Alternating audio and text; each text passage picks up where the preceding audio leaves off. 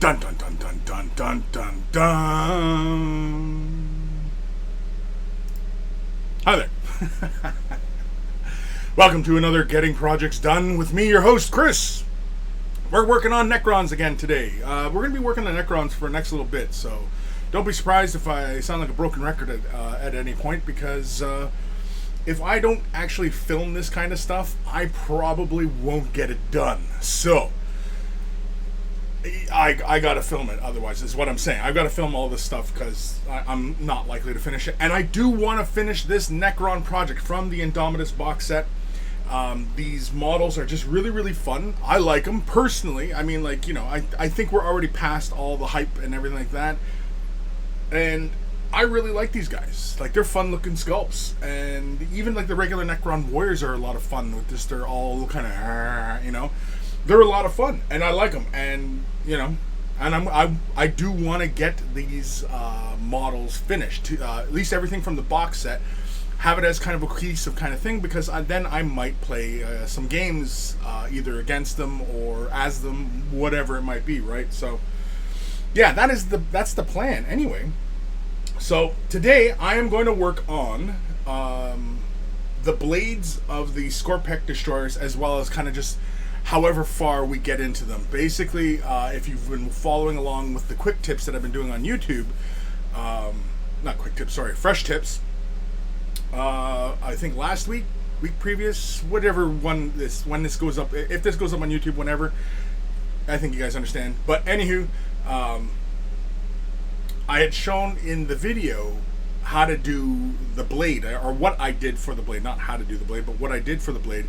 Whereas today is kind of going to be the same kind of thing, but this is going to be the long form. So if you want to know how I did the blade, click there, right?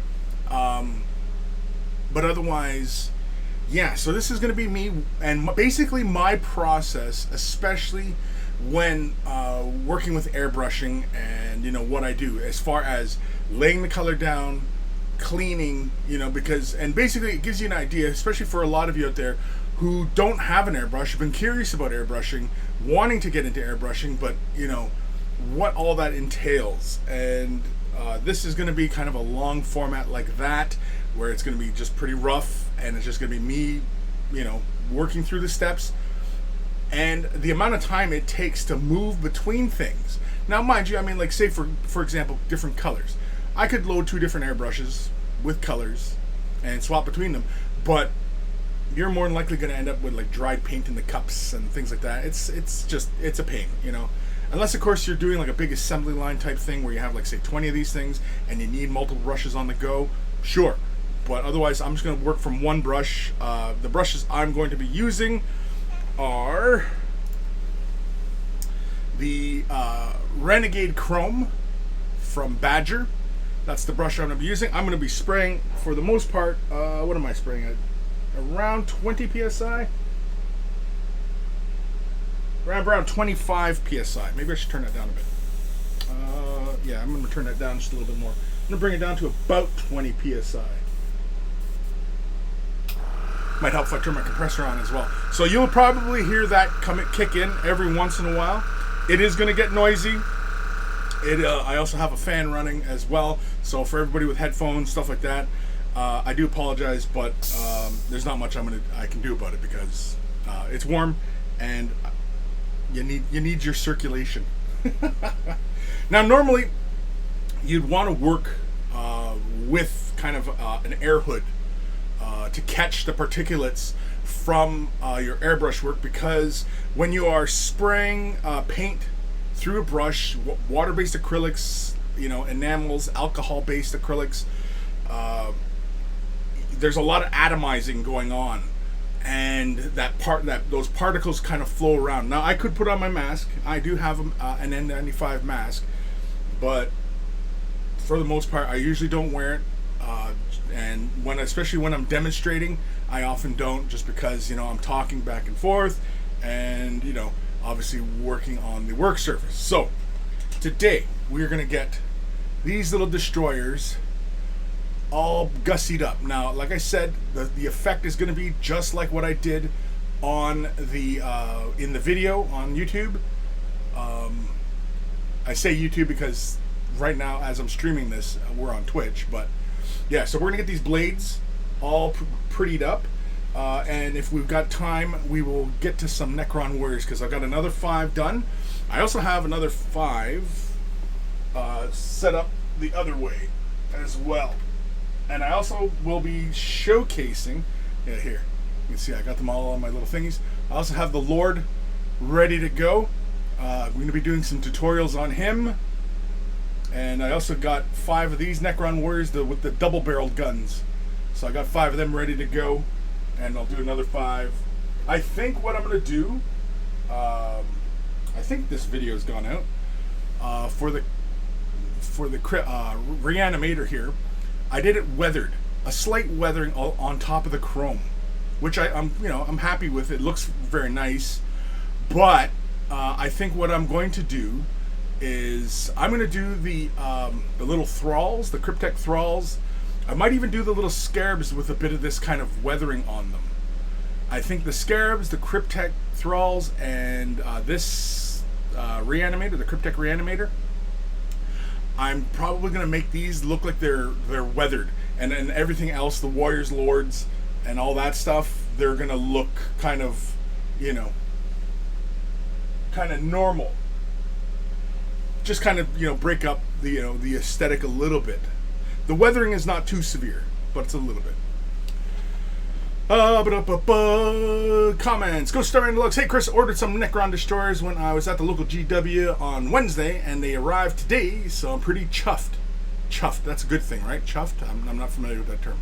I've heard people in the UK use that one a lot, so I assume chuffed is good.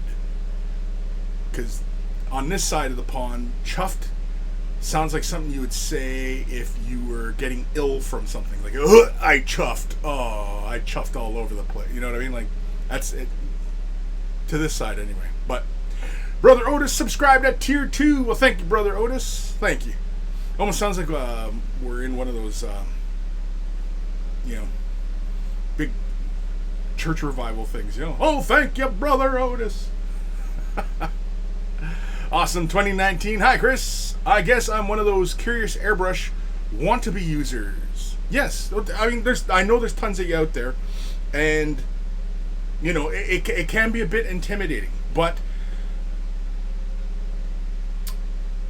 it's not. It is not, and it's the same thing with like being a regular kind of paintbrush type user, delving into new techniques, glazing, blending, all these other what get called advanced techniques, but I don't really see it. But anyway,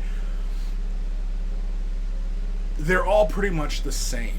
And getting into airbrushing, it's just another tool that gets used, and there's nothing special about airbrushing. Airbrushing is not going to make you a better painter. Putting the time in to learn and master your tools, that's what's going to make you a better painter. So, having said that, so in those videos, I used a bit of scouring pad to create the, to break up that surface. And I'm actually going to do something a little bit different from that video. I'm going to use, because I've seen this used to great effect, I'm going to use a dryer sheet. And you can see how like light passes right through it. Well, the particles of the airbrush are going to pass right through this as well. So I think I'm going to use this today to get that very veiny like look on the surface. I'm kind of curious. I have never used dryer sheets before. I'm just going to get some scissors and playing around with this. It's going to make my office smell nice. So just really quickly here, I'm just going to cut off a little piece. You only ever need like one, and basically what I'm going to do is I'm going to lay that out. It doesn't have to be a little square. It could be whatever shape you want. I mean, if we want to round it, I suppose, but like where I'm spraying is along the straight back edge of the blade. I'm not really catching the leading edge of the cutting edge. So basically we're going to like have it over the weapon like that. But what I'm curious about is, do I need to fray this a bit? kind of wanting. I don't know, maybe I should just leave it, see what I get, and if I don't like it, I can fray it, try it again on another area, and then, you know, go from there. And if I really hate it, well then, I mean, I always got my scouring pad ready to go. And you can see, like, the light passes right through the scouring pad, and that's what gives you that random veiny type patterning. And so with this, see, it's a little tighter, but it might give us a much cleaner look. I don't know. Again, I've never used it. I know there's people out there who use this. I kind of want to pull it apart, though. I think pulling it apart is probably best. So that's what I'm going to do. I'm going to pull it apart. This one's pretty tough. I wonder if it should have been brand new or if it should have been used. Because used would have been a lot looser, I think. I don't really have a used one around, I don't think. I probably do, but I'm going to use a dryer sheet, though. I'm going to give it a try. I'm going to see. Yeah, you can see all the little fibers and everything like that.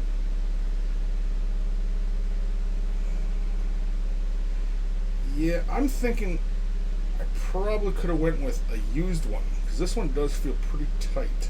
Oop, broke that. Not a big issue. Just pull some of these fibers apart a bit. Oh, I really messed that one up.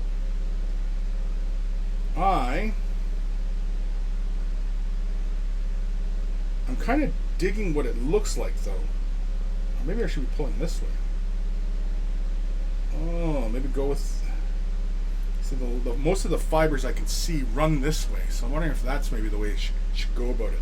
It's pulling along the length of fiber.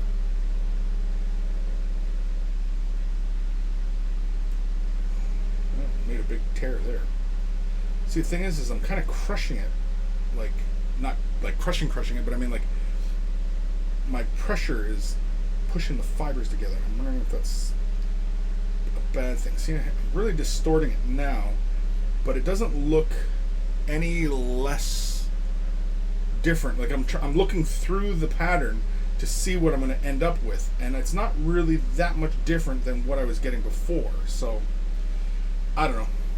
We'll try it. Let's find out. We're going to learn today. Oh, I should have brought my bandana. It's still freaking warm down here. Again, like I said, I got fans running, so, you know. So when you're going to sit down to do some airbrushing, have all your tools ready. I often will have a little mug of water. Despite how the container looks right now, it is clean water. And I also use a glass, probably hear that, glass eyedropper for picking up fluids and putting them into the brush. And I also use it for when I flush, but we'll get to that. I also have a handy dandy overflow container here. This is where I just spray the excess paint, cleaners, water, what have you. I just spray it in here. It has a little filter up top where the excess air comes out. Also has a handy dandy little airbrush holder on it. Big whoop, I know, but yeah. So, oh, and then I also have a clean paper towel ready to go to wipe paint and such. I have my paint shaker. I use Windex, well, glass cleaner, for cleaning the airbrush. I usually do a flush with this, but again, we will get to that when I get to it. Got my paint mixer handy. What else do we need? Okay, yeah. So to get us started, we are going to use Liquitex Quinacridone Magenta. That's a tough one to say, quinacridone. Anyway, we're going to use this. This is a Liquitex ink. It's a water-based acrylic ink. It's a paint, but it's an ink. But you can see that the pigment is settled at the bottom. So I am going to put it on my mixer. Give it a quick mix. Whoa. My glass palette was sitting up against it. There we go. Where else are we in the comments? I don't know. I can't really quite see the comments at the moment here. I'm vibrating like mad. Oh, the other thing I need is a masking agent to mask off other areas of the models so that I don't get paint anywhere I don't want. which is a big concern when you're doing a lot of airbrushing, is having a masking agent. Now, you could use something like painter's tape, right?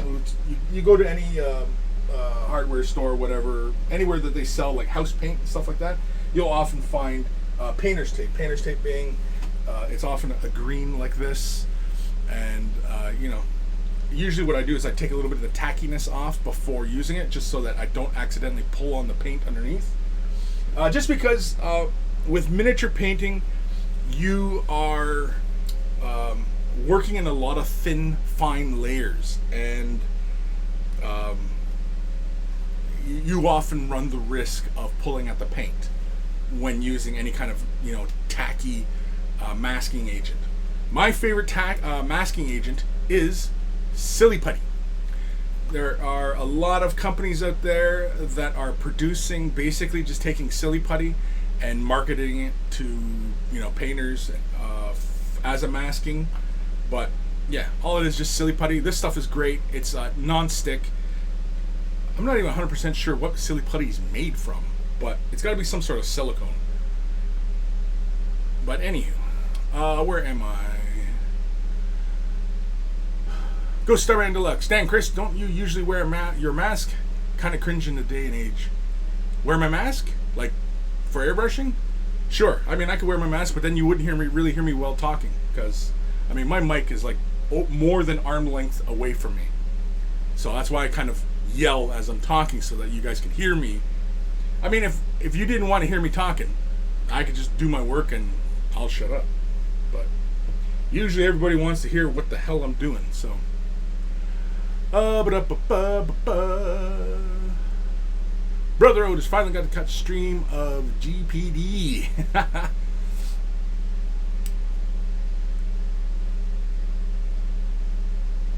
Dan 12222 Chris, are this models for Owen and his army? No. I don't do models for people. I don't do commission work. I just don't do it. Don't do it, man. So, masking is really, really simple. I'm going to move these guys over here because I'm going to spray this way. That's the other thing as well. When you're setting up your work area, consider like the excess spray of your airbrush. Like I have this little box over here, which happens to be the Citadel handle thing. I just use this as a bit of a break just to stop, the airflow and everything like that, and the paint from going everywhere. Anywho, we're going to use this as our mask. I just want to try and mask off as much as possible, like so, kind of like that, just so I can see the blade. And I think I might mask off this back part here, so I'm going to grab a little bit more.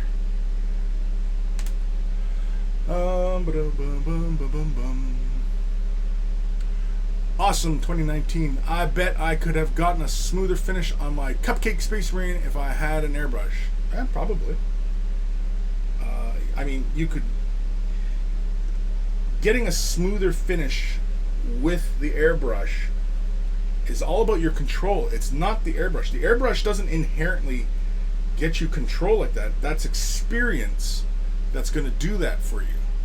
I'm just going to get this back foot here, just because I can see the direction I need to spray, and so I'm looking where potentially where the overspray is going to end up hitting, right? So that's all I'm doing. Now the paint travels pretty much in a straight line, which is why it's really super handy to use an airbrush for like OSL and stuff like that, because the paint, you can make the paint travel like the way light would, in a straight line, right?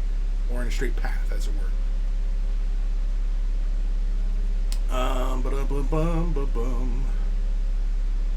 Go Starman Deluxe. Chuffed is good, yes. It means that something a little unexpected happened, and I'm pleased about it. Usually used when you thought the end result would be good, and it was not just good, but rather than you thought it would be. Oh, better than you thought it would be? Yeah.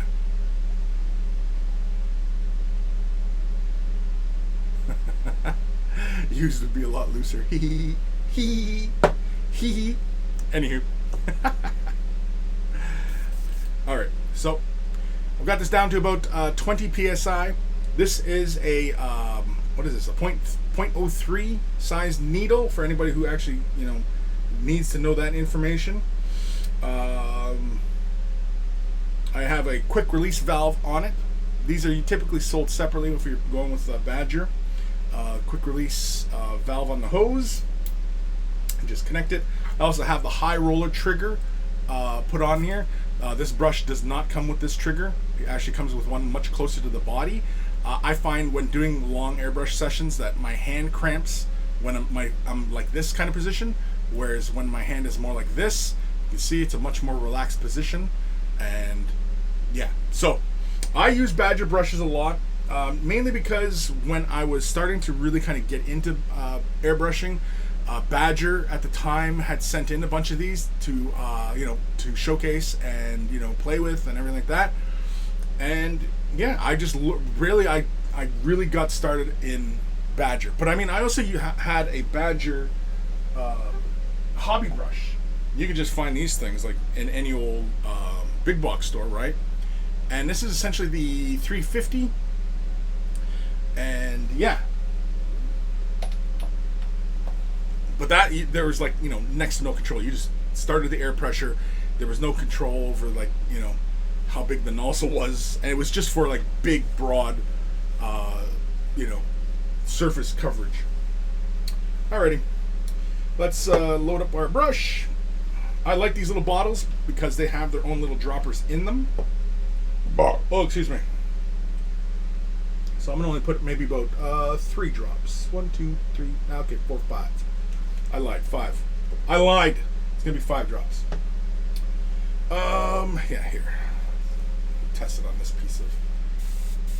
Let's make sure flow is good. It's still pretty high. I'd come down a bit more. There we go. Probably more like 15 psi now. Yeah, that's better. So I can draw.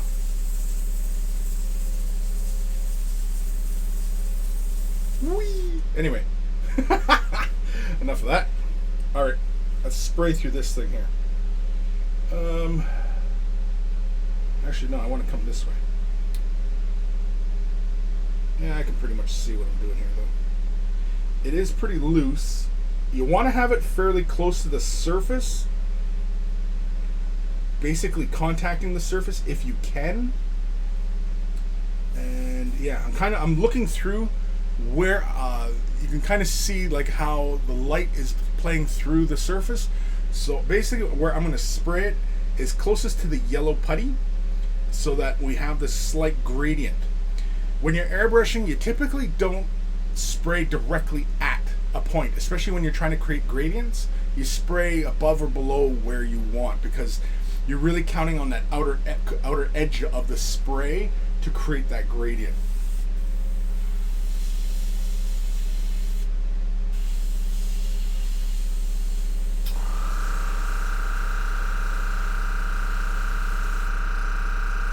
Something like that.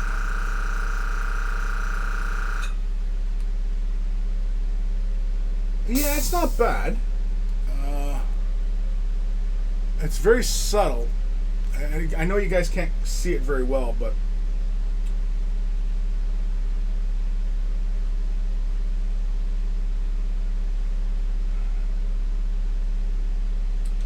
I don't know. It's not bad. It's not quite what I want or was expecting. I do want to have more pressure on that surface though, so it stays very tight. One big thing when airbrushing, start your airflow. Don't draw like, because the way this works, right, is you start the airflow. I'm aiming at myself here. You start the airflow by pushing down on the trigger, and then you draw the trigger back, and that basically moves the needle back and allows the paint to flow. One thing to be mindful of is start your airflow off away from your project, just in case there's like paint globbed up, or if the needle isn't sitting properly and the paint is prematurely already coming out, anything like that. And you can test for it beforehand, and you can see, okay, everything's fine. So the airflow's still running, and now I'm ease the trigger forward and begin laying the paint down. Alright, now that time I laid quite a bit down. And let's see here.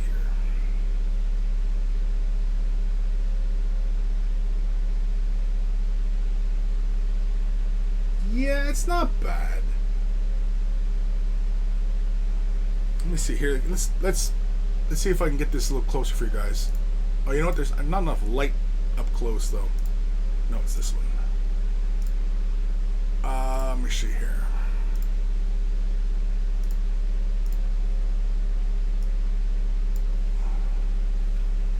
Let's see if this works.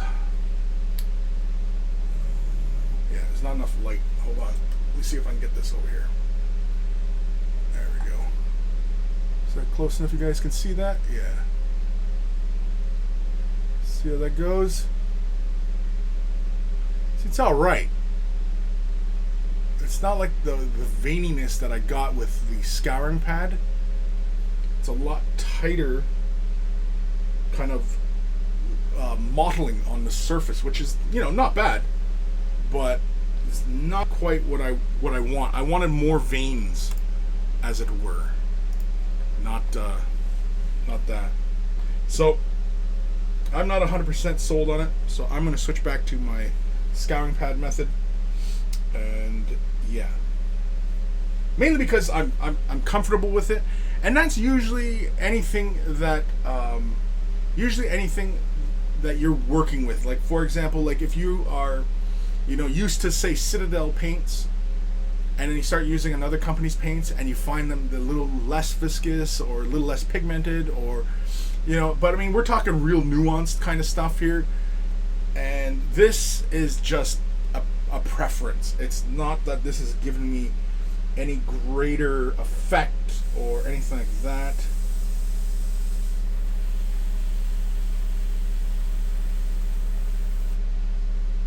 Yeah, see, I like how that looks. Now, mind you, there's a little bit build up here because we've already laid down a few layers, but let's see here if I can change focus again. Bring it around here. Let's bring this light up a bit, just like so. Yeah, I just did just the leading edge. You guys can see that okay? And you can see I like that effect a lot better.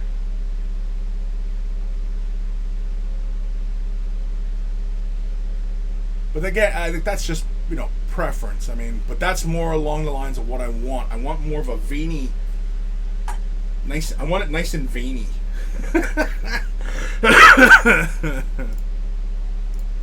Without getting too weird. All right, enough of this freaking talking. Let's get to work. Let's get to work. I usually don't like leaving paint in the cup this long like this, but just because I like to work quick. I like to, you know, put the paint in, move it on, and if I'm done with the color, then flush it and move on to the next process, right? Wub it up, wub. The filth in your mind, veiny. It's all veiny. Anyway.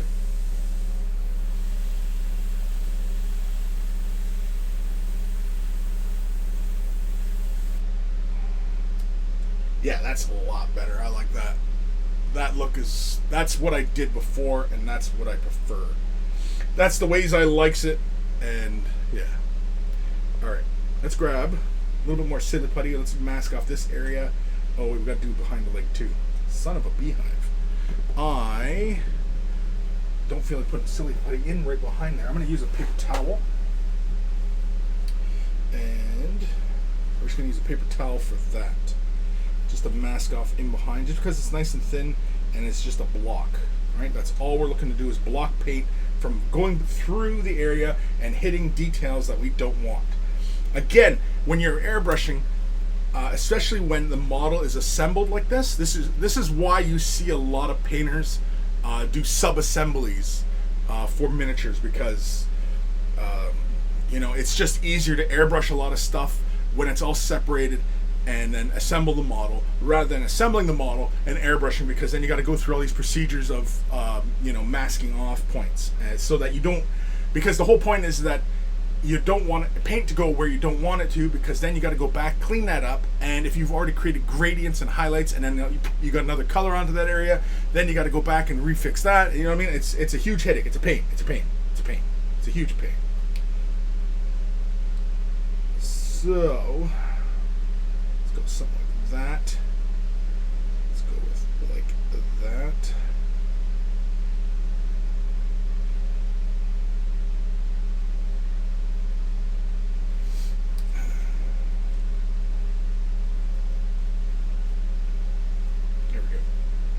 There we go.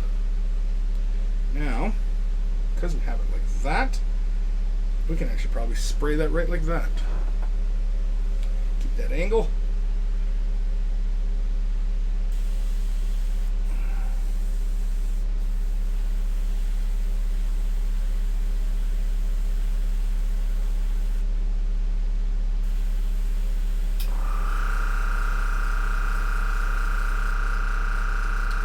It's okay too if you are a little off, because again, it helps with the whole randomness of the pattern.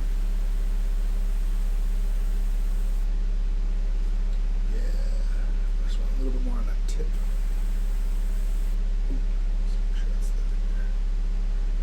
Gotta make sure.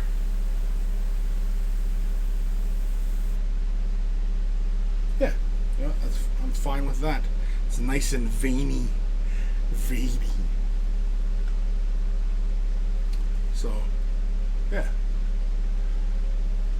That first bit is done. Now I'm going to flip her around. And again, when you demask, it's as simple as just pulling the silly putty off. And again, because the silly putty doesn't like stick to the surface, it makes it nice and easy for doing your effects, and also won't pull at your paint job. But I'm going to do the other side of the blade. Now this side of the blade, this one's going to be tricky. This one should be no problem. All I got to do is mask off that arm and the back here, and I should be okay. This one's going to be a pain though.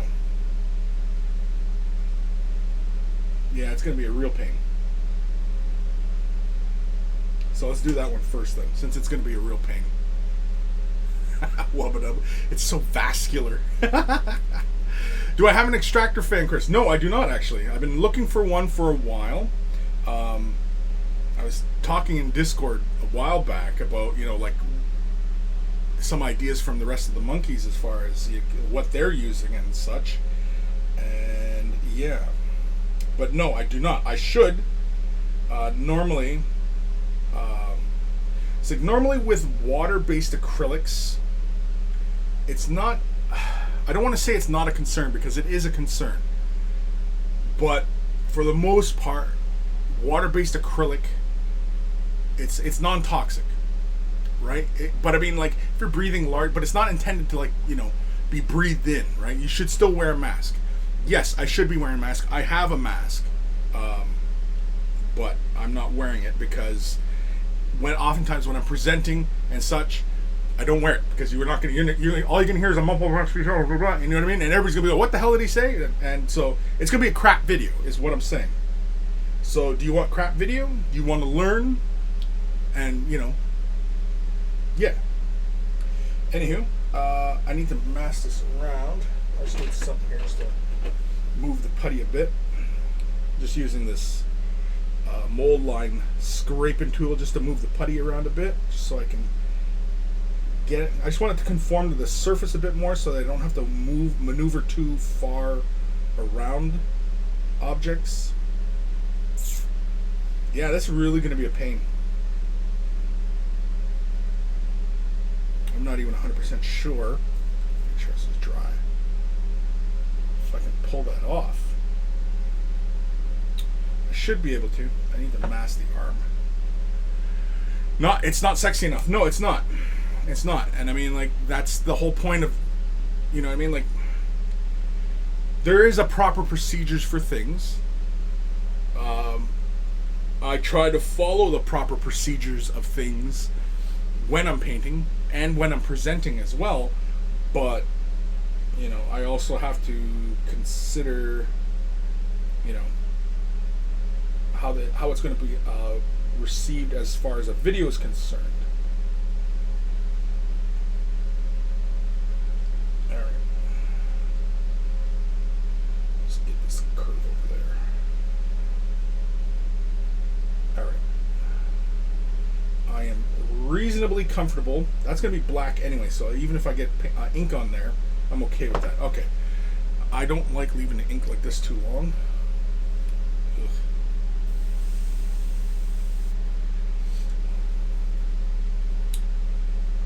So let's do that. Got to do a bit of acrobatics here.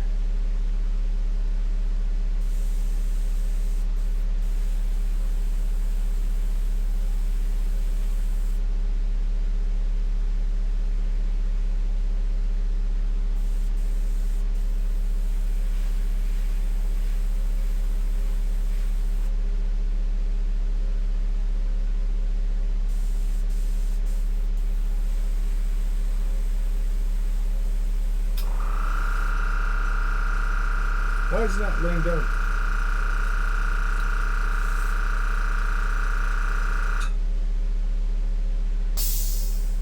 I'm not spraying at the model. Am I spraying off to the model?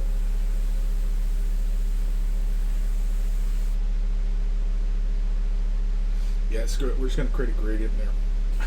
I'm not getting my model texture as well as I'd like. So I'm just spraying past and just hitting the back side of that blade.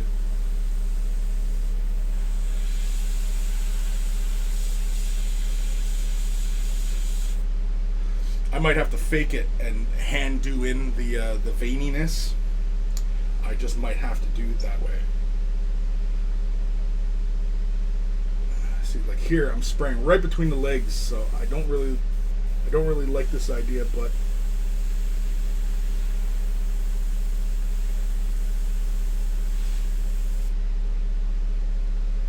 it frickin' worked. It's sprayed between the legs.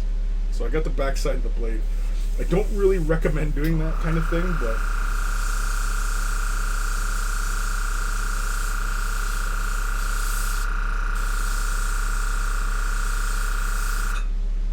I'm not too worried about hitting the little doodad on above where the blade sits, because that's going to get colored black anyway. So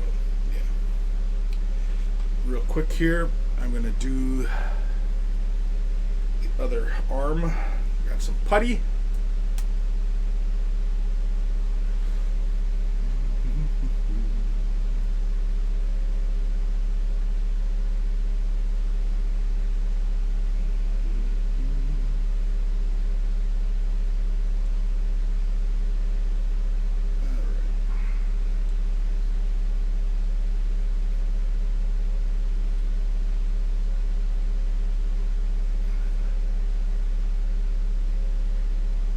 Yep, that's fine. That's all we're looking for.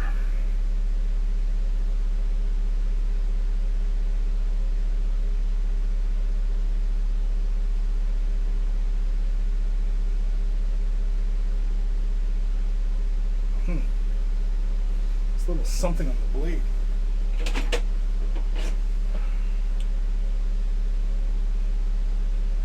It ain't plastic. I don't think it is.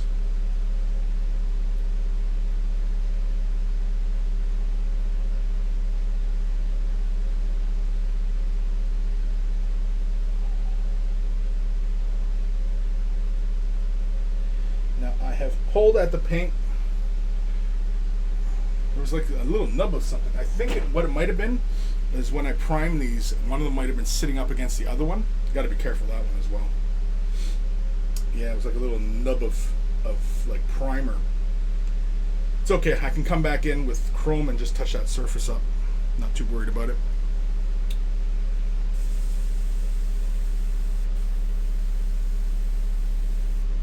this is starting to sputter.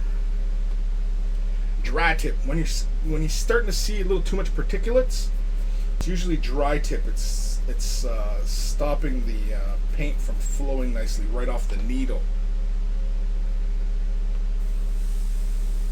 Yeah, that's better. It should come out really, really smooth. Yeah, let's go with that.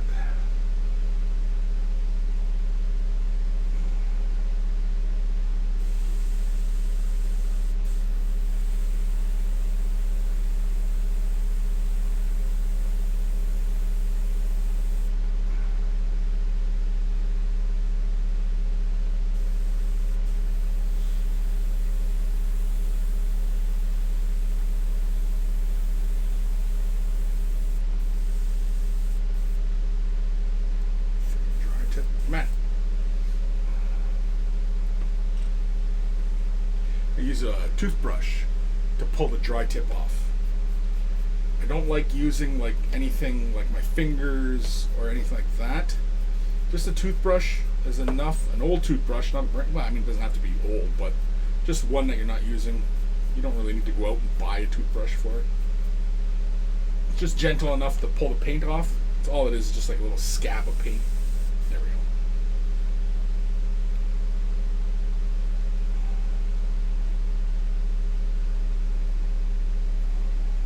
Just want to make sure this is sitting properly here.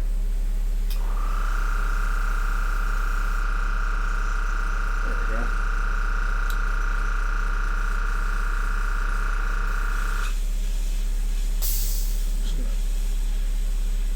Make the back of the blade a little bit more pronounced in color. Just like that.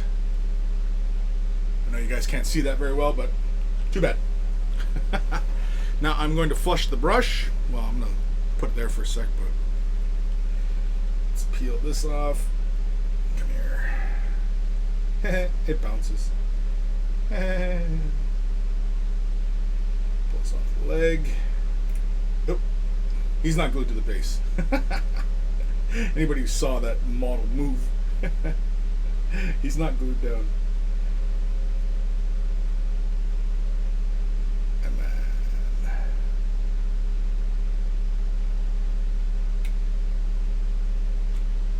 there we go. Honestly, probably shouldn't pull out the model like that.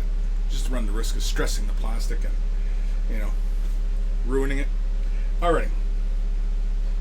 So, pretty happy with where that magenta is on the blades. We're going to move to the next color for that guy. And we're just going to go through. I could just as easily move through and do this guy with the magenta, but I'm going to flush this brush. You can see, once you can start to see the needle, you're getting really, really low. Typically what I'll do is I'll just grab a little bit of water in my eyedropper and then just splooch it right in. And then, oh, you know what, usually I'll ramp the PSI back up, which is why you probably should keep notes of where your PSI is when you're working. I usually, when I flush, I turn the PSI way up just so I move, you know, the matter through the brush really quickly. Whatever I'm working in.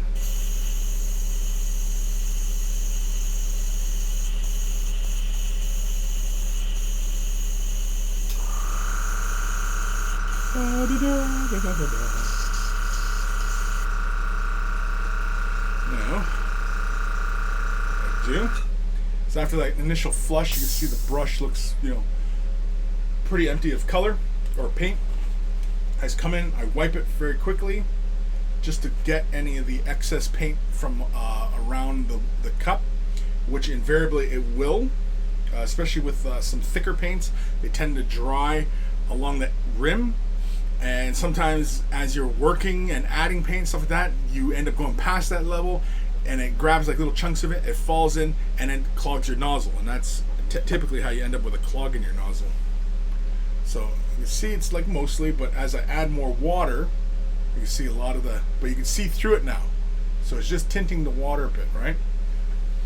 So then I flush again.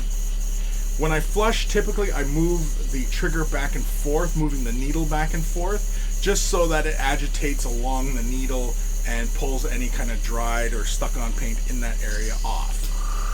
It's not, you know, terribly complex. You can see it's starting to look a little cleaner now. So I grab another little helping of water, right? And you can see, yeah, it's like, it's got a little color to it, but it's not, you know, a huge deal. Now typically with the eyedropper, I will put this nozzle back in, and I will draw the excess back out and put it back in, and then I kind of just agitate the water back and forth, just kind of like a scrubbing like motion, just to get inside the cup. And you will notice that this works because you'll see the color of your water, the value of it, change and get more saturated because there is residual paint sitting in there. And typically all I do is I use the eyedropper, suck up the excess, right? Squirt it into my overspray, spray out any excess in there. Then the tip of the nozzle always gets lots of color on it because of the overspray inside the overspray cup. But it's starting to look better now. But now we're going to flush it with a little spot of Windex. And just one little squirt will do. I don't like to squirt into my work area just because Windex will strip the paint off or anything like that. And when I do this phase, especially if I'm stopping for a little bit, I will ease the trigger back, not starting the air, and then let it come forward. And what that ends up doing is filling this space with my Windex. Now, the only thing in here is metal, just the needle and the metal of the nozzles. There's a gasket back here, but I have yet to have any problems with Windex and my gaskets. I know that there's a lot of people out there who've had that concern for a long time. This is the procedure I've been doing since I've been airbrushing, which is 6, 7, 8 years. 7 or 8 years I've been airbrushing like a lot for this hobby. And yeah, and so see, I started the airflow. So I just ease the trigger forward, you know, and that just introduces Windex into this area and allows it to you know, dissolve any residual clumpiness inside there. And you'll see like Windex build up around the needle. And of course, when you do see that, just take your little old toothbrush, right, and you just scrub it up the tip gently. Doesn't have to be a lot of pressure, and you'll see the needle just comes clear because you've got cleaning agent all over it, right? So just spray into my overspray jar. Then I grab another bit of water. You can see like this is what I do between color changes and when I'm finishing up for the day. So all I do is I just grab a little bit of water and I'm just back and forth in the cup, agitating it. You know, just a little bit of scrubby dub. Draw the excess out. Squirt that into my overspray. Spray that into the overspray. And let's grab our paper towel. Just wipe the inside of the cup out. You see there's still a little bit of pinkiness in there, but otherwise she is pretty clean. And of course you could spray something white just to see, or take a little bit of water, right? We just add just a couple drops of water into that. Spray something white like a piece of paper or whatever, and see if it changes color. It's changing color because it's up against my skin, but you can see it's pretty clear, which means the brush is clean. Now, on the subject of masks and gas hoods, when working with water-based acrylic paints, you do want to have those kind of procedures in place when you're working. Even though the paint is designated non-toxic, doesn't mean you can just sit there and breathe in the fumes of it all day long. But where you definitely want to be using a N95 or N99 respirator is when you're working with enamel paints, lacquer-based paints. But typically because you either got to use an acetone to flush and clean. Like when I'm using the Spastics paint, I have to wear my respirator because I flush with a little bit of acetone. Well, it's lacquer thinner. I use lacquer thinner to clean that. This stuff, it smells like gasoline. So you can imagine. I've also, well, this jar is old, but it's mineral spirits in here. I've sprayed that through the brush. That was a mistake. When Ash and I shared an office, yeah, I sprayed mineral spirits. Or was it turpentine? I think it was mineral spirits, but I was flushing the brush with that, and that just kind of, the smell just carried out through the office. Oh yeah. That afternoon it got goofy.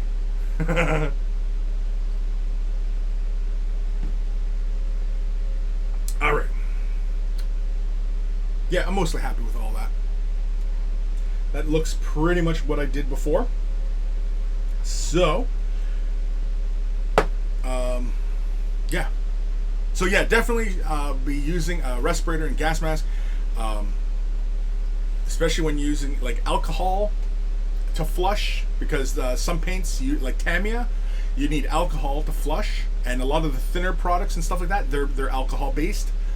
So you definitely want to be using that. Anytime you're using anything other than water.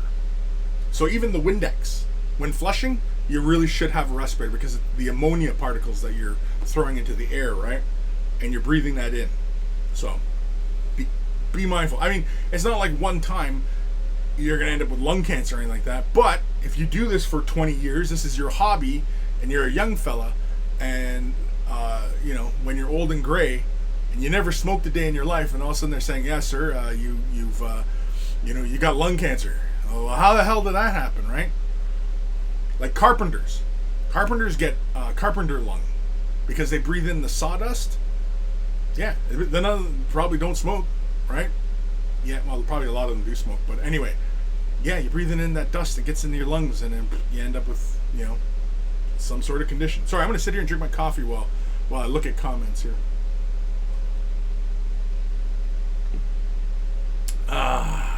Brother Otis, I have found windshield wiper fluid, the blue stuff you buy at the gas station, works well to clean airbrushes. Yep, and in fact, I've seen that one. One fellow on YouTube I follow.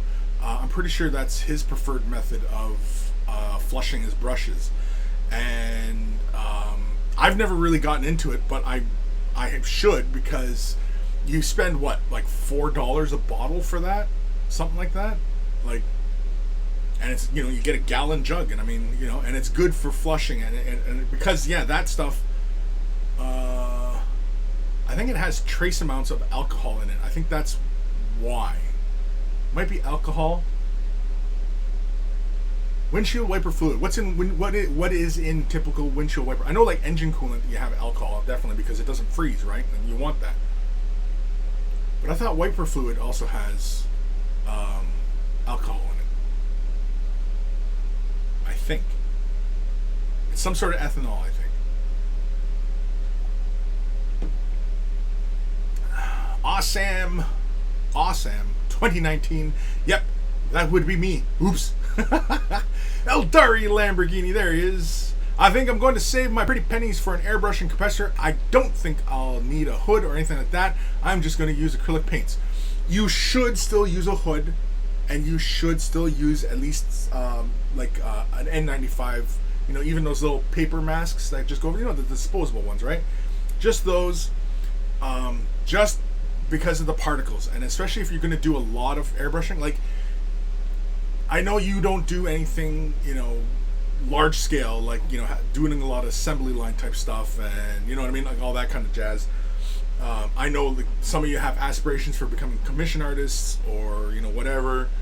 Some of you might be commission artists already, and yeah, you definitely should be protection, because when you're dealing with high volume, you're just increasing the odds of taking more and more of that stuff in, and you just want to reduce the odds. I mean, you still could end up with ailments, but you just want to reduce the odds of these things coming up, and yeah, just work smarter, not harder. Brother Otis, it's got ammonia in it. Is ammonia? Same as Windex. It's diluted though. Yeah. Windex, yeah, it's ammonia. Is windshield wiper, it's got ammonia? I thought it was alcohol. Is it ammonia? Okay, it's ammonia. Either one. Because flushing regular alcohol, even just to clean like regular, acrylic paint out using alcohol, it works wonders because it just breaks up the acrylic paint right away. Alcohol just, alcohol even just as like a stripping agent is fantastic. It just eats right through the paint. ISO alcohol, like 90%. What do I got? I got ISO alcohol 99. That's what I'm using. This is a fresh bottle I picked up a couple months ago. You guys see I'm about I'm about 3/4 of it left. But this is the stuff I use. It's poison, danger, and flammable. It's flammable. Be careful, people. But yeah, you can move it through the airbrush. And in fact, here we're not going to be concerned with this today, but you can use alcohol in, like, say, regular Citadel paints. You thin it down with a bit of water or a bit of medium, and you can add a drop or two of alcohol. That speeds up the drying time when laying it down, because it evaporates really, really fast, right? Yeah. I don't do it because I'm happy with how fast things work. And anyway, I'm gonna switch over to some Prussian blue from Liquitex. This is their acrylic inks. I'm gonna mix it up. Oh yeah, baby. Oh. I got it on tooth chipper. Meaning it'll chip your teeth. If that wasn't abundantly clear.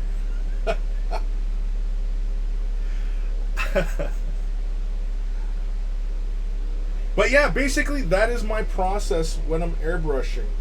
I mean, that's the way I've done things for years and years and years. When mixing colors, on the subject of mixing colors, you can. Now with this brush, I don't, because of how small the cup is compared to like a brush like a Patriot 105. Right? Here's the Patriot 105, and here is the Chrome. You can see how big, like the difference in cup size, right? Now this has a bigger needle, and it's designed for moving more paint around, whereas this is for almost like drawing, right? You could see, like, I was creating tiny little lines and everything like that with this brush. This brush, not so much. It's more like big splurts and, creating big lines. It's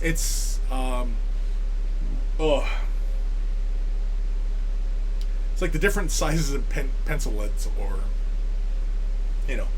Anywho, yeah, this brush, I like it. I know there's a lot. This one is kind of gets compared to the Sotar, which is pretty much very similar, although it doesn't have these little breaks above the needle. So the needle's between these two little spokes that are coming out from the tip. These actually, when you maneuver them around, they actually kind of direct the airflow a little bit. Whereas the Sotar, it's just bare needle right in the front. And you always want to protect the needle. Now, with these, it also acts as a bit of a needle guard as well, which is kind of nice. Because the tendency is with this kind of brush to work in closer towards an object. So, yeah. I also like, too, it's got this stopper. You can adjust how far the trigger will get pulled back.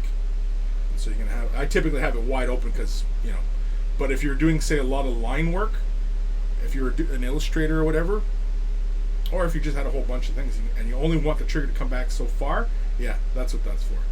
It's kind of handy. I've used this brush for a lot of projects over the years. I like this brush.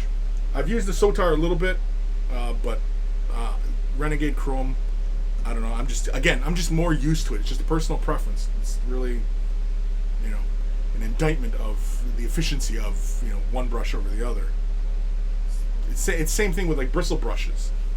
You know what I mean? Like it's personal preference, right? It's always personal preference. Go Starman Deluxe airbrush in the kitchen and use the hood of the oven. I'm sure the missus won't mind. Yeah, just do it right over the oven. Then you wonder why your casserole has a funny taste. Eldari, I'll add the hood to the list then. Getting an N95 isn't going to be easy. Not these days. Although, like here, this is the mask I have. I mean, you're going to spend a lot, but if you're doing a lot of airbrushing, like this is what I use. Like if I had this on, this is what you'd hear for the whole video. That's me kind of yelling. If I was just talking kind of like this, then you probably wouldn't really hear what I'm saying, right? So, again, and with water-based acrylic paints, I'm not super concerned about it.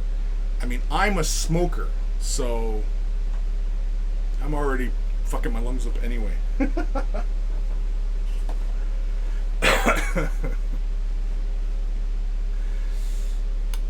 Brother Otis, Amazon has portable hood around $100. Yeah, I've seen those.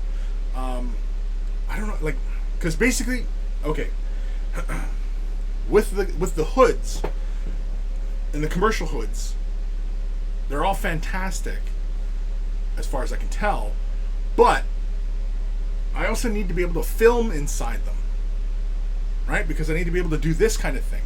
Because why? Because I create videos. My needs are a little bit different, rather than the average consumer.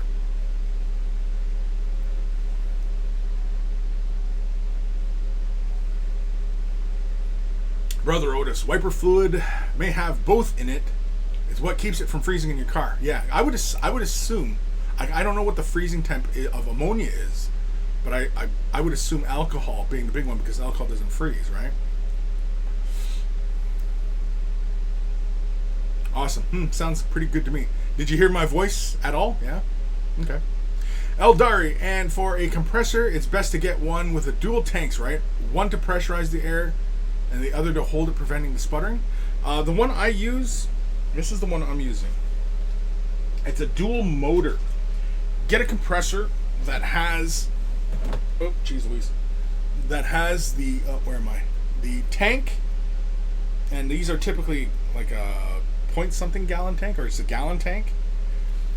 These small hobby compressors is what you're looking for.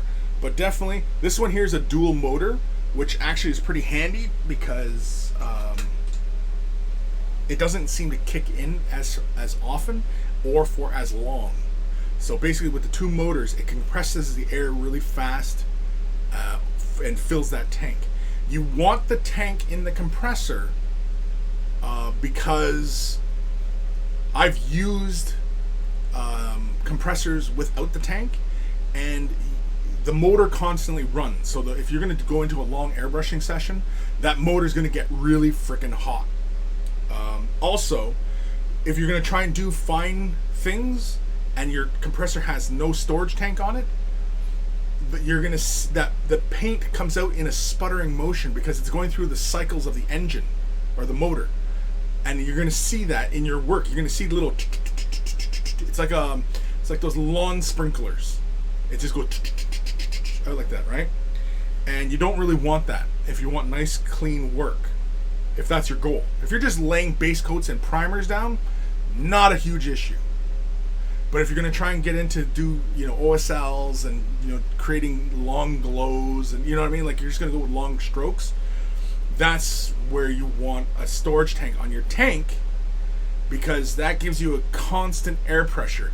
And once the pressure starts to drop, the motor automatically kicks in and tops the tank off, or keeps it at a constant working pressure. Is this making any sense to anybody? Oh man. Ghost of Starman Deluxe.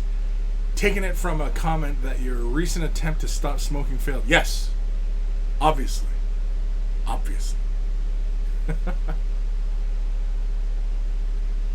Eldari, look ma, I'm learning.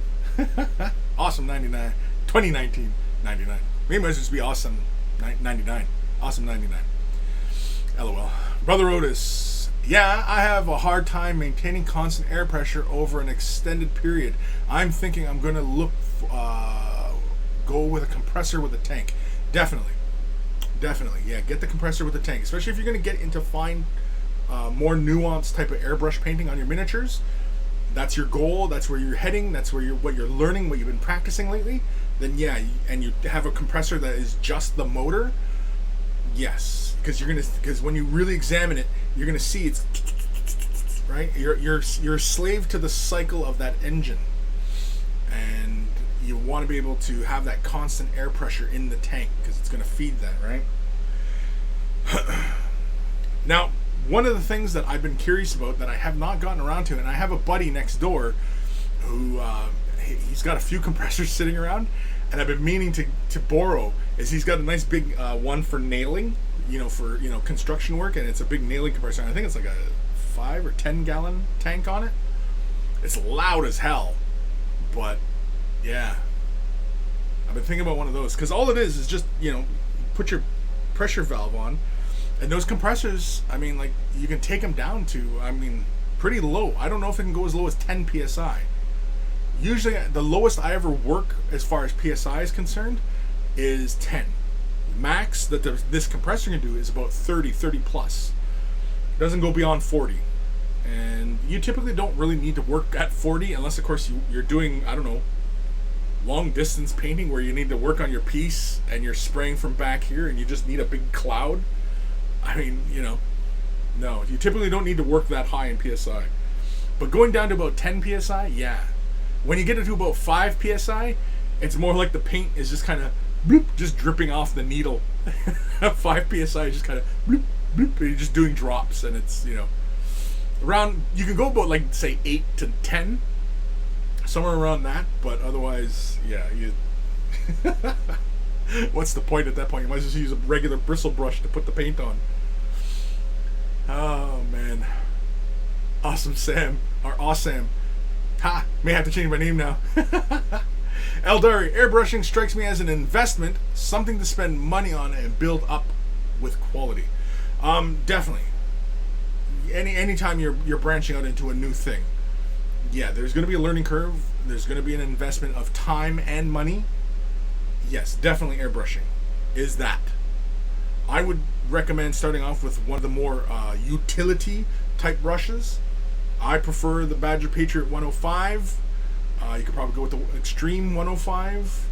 I'm recommending Badger because that's what I'm familiar with. I have not really used the Wada, but I mean, I know there's plenty of people out there who use a Wada who love that as well. So, again, it's personal preference. I mean, they're both made of the same material. They're both using the same technology, essentially. So, yeah.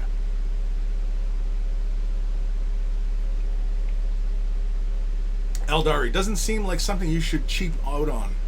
I was thinking the 105 to start with when the birthday sale rolls around again. Yeah, definitely get in on, Badger. When Ken puts those sales on, yeah, definitely jump in on those. Those are frickin' deals and a half. I got, I picked up the Patriot Extreme 105.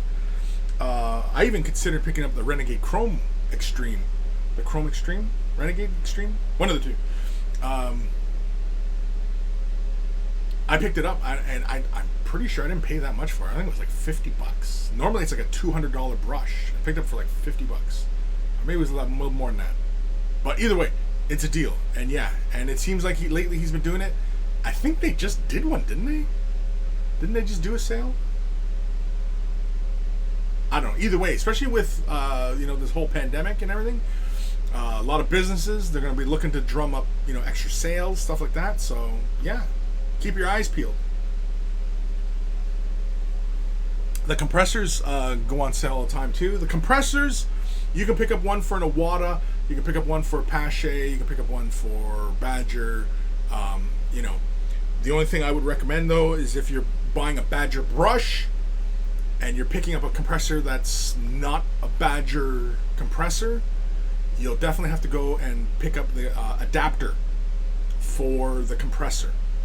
And it's usually, I think, a 1/4 inch to an 1/8 inch adapter. Because it's an American company, it's all in imperial. Versus a Wada, it's probably all in millimeters. It's all in metric. So there is some slight difference in those manufacturing processes. Bear that in mind as well. Brother Otis, I picked up a Badger 360 for around $240. It's a good beginner brush, and it has an option for gravity feed and siphon feed. The cup is a bit small, and it's working well for me. Got mine on somewhere. Oh yeah, I have it on so that you can't do links. Or maybe you can. Maybe only I can do links. I can't remember. Either way. Eldari, makes sense. I think I'll stick with Badger based on what I've read so far, but I still have plenty of time to decide. Oh, yeah, definitely.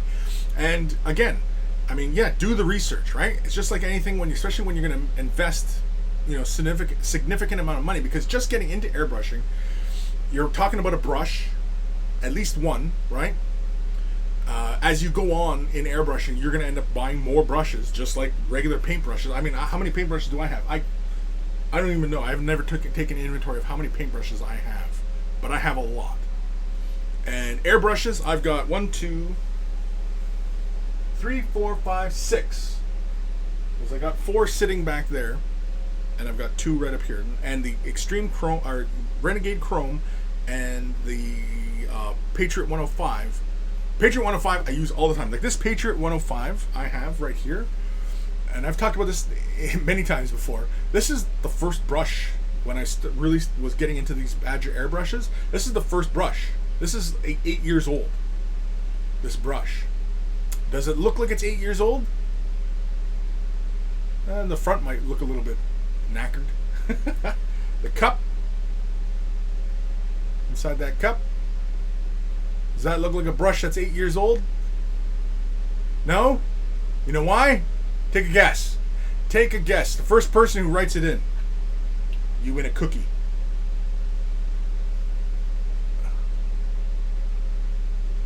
Why? Why does the brush? What is the philosophy? What is the philosophy? God damn it! You guys are gonna make me mad. You're gonna make me mad. I'm gonna get mad here in a second. All right. Did we shake up the paint? I think we shook it up. Yeah, I can see bubbles. I shook it. That's right, Ghost Starman Deluxe. You win. You win the cookie. Take care of your brush. It'll take care of you. And is that fly back? There's a fly in my frickin' office. I haven't felt him all day. He's back. That's exactly right, Ghost Starman. And you know what? I take back everything mean I said about you, Ghost. Because I was talking about you behind your back the other day.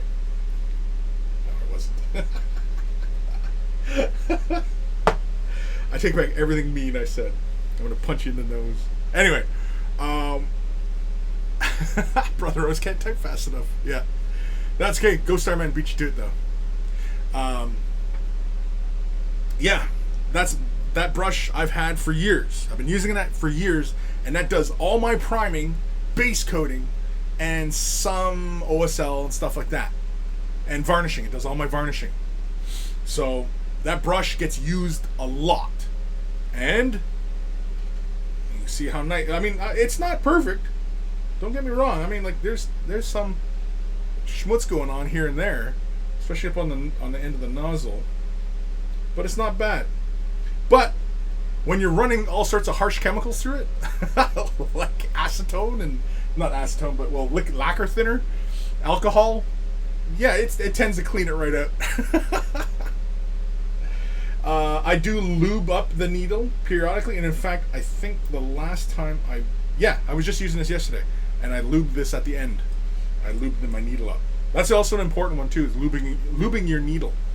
Lubing your needle. Yes, you heard me correctly. What kind of lube do I use? Not to sound like a shill, but I use Badger's lube. Reg Dab. Their needle juice. It's just lube.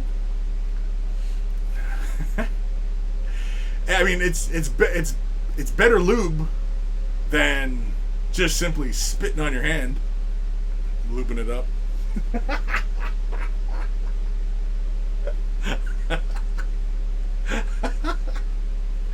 Oh man, I'm gonna get demonetized for sure.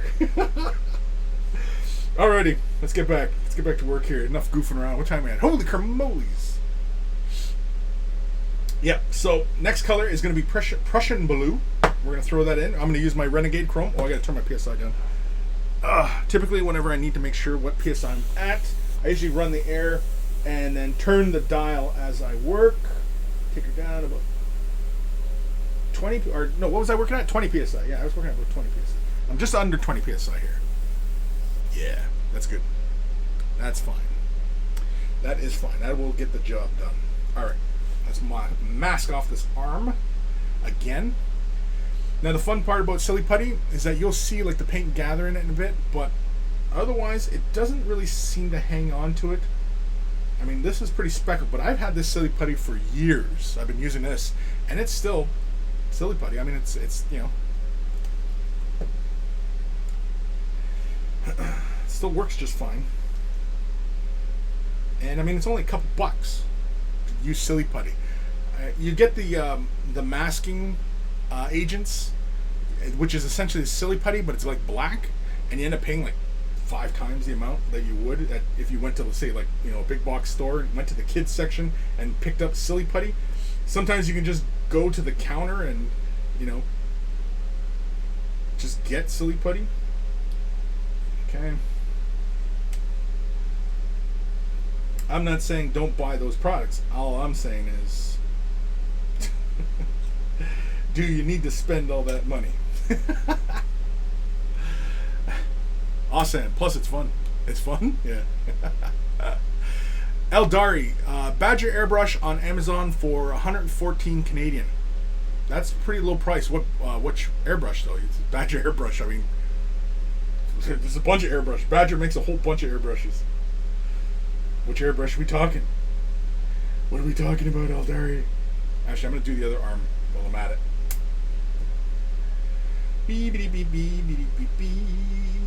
Since we're over here anyway, in this neighborhood, when I'm laying this down, I'm trying not to apply too much pressure, as I want the Silly Putty to kind of settle on the surface. So I just simply carefully move it around, and then we'll do the same thing we did before. I'll stick a piece of paper towel in behind so that I can spray on that. But there, ready to go. All right, let's do it.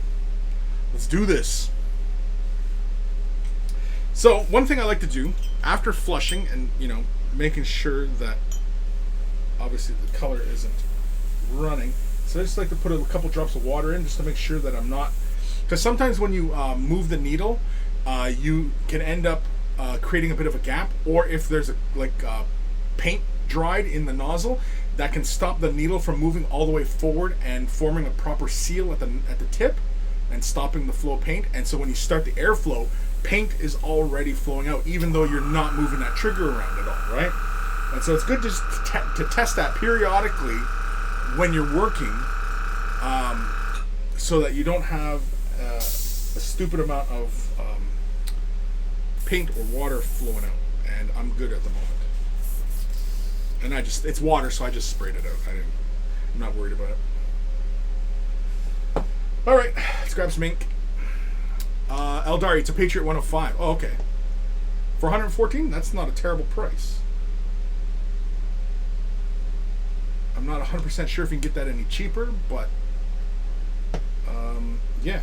Again, shop around. I mean, you know, just shop around, right? So again, we test to make sure it's flowing. Ooh, geez, that's a little big. Yeah, I guess I gotta turn my pressure down a little bit more.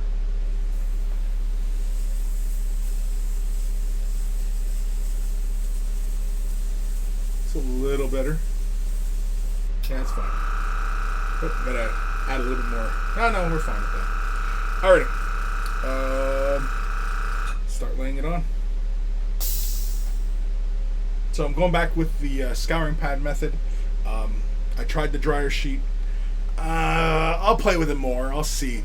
I've seen it used very well, and I've been very impressed by what you can get with it, but I need to play with it a bit more. Maybe it's a particular brand that might flow a bit better. I don't know. Again, don't know. Something I have to play with.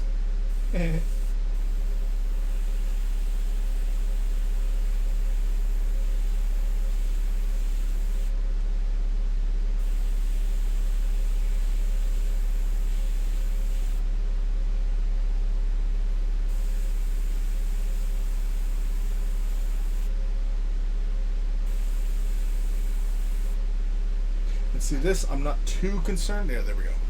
You see it takes on a bit of a purple hue. And that's fine because I like that mixture of the magenta and the well, this is Prussian blue,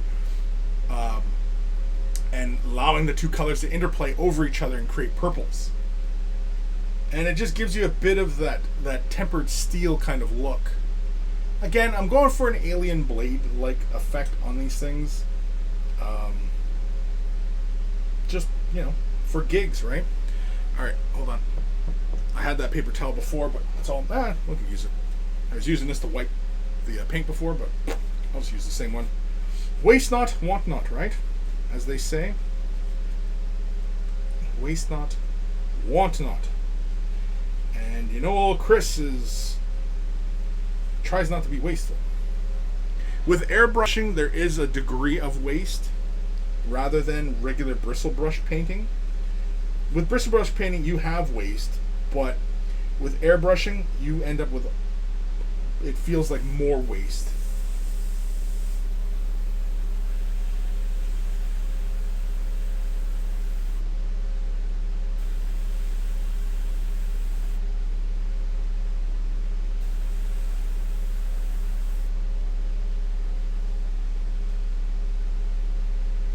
That was fun. So again, you end up with the magenta, the blue, and the purple tones mixing together. Now, if I wanted to push this a little bit further, I could always come back in and create, like, you know, just a slight gradient here, color.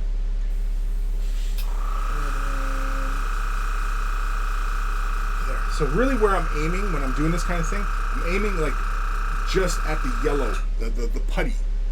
And so that just, you can see how that's how you get those gradients. And that's where you're aiming your brush. It takes a bit of practice. Again, with everything, it takes practice to learn where you're directing your flow of paint, right? So like here, let's work on this side a bit.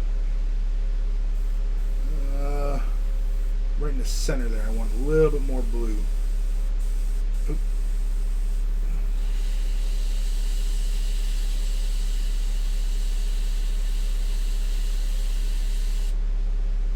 Yeah.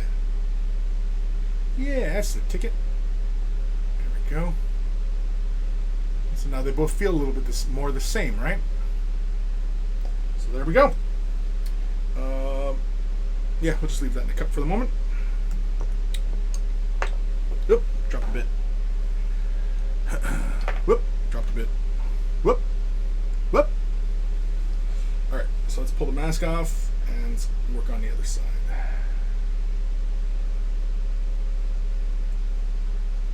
Again, trying to be mostly gentle as we peel the mask off. There we go. What do we do for this side? Oh, we just covered this just as leg, right? Oh, and the arm? Yeah. So let's take this bit. Let's cover that arm first. I think it's a little big. Yeah, it's a little big. Reduce that down a bit. Let's get in there. Get in there. That's still too damn big.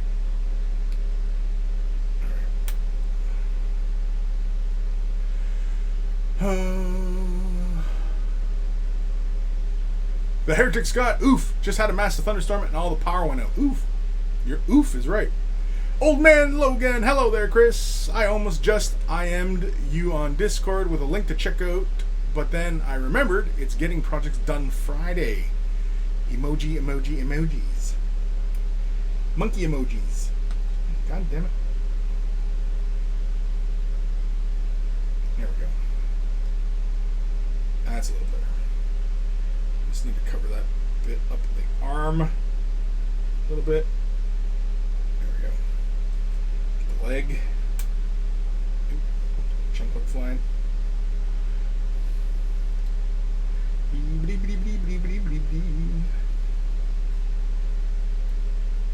Another one too that you might want to use is gloves when you're working, just so you don't spray your hands too much, right?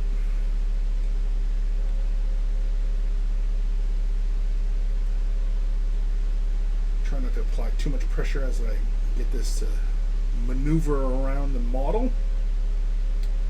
I think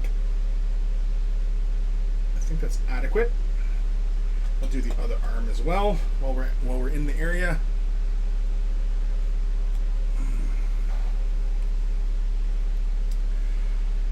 Awesome. So airbrush fumes don't affect you, right?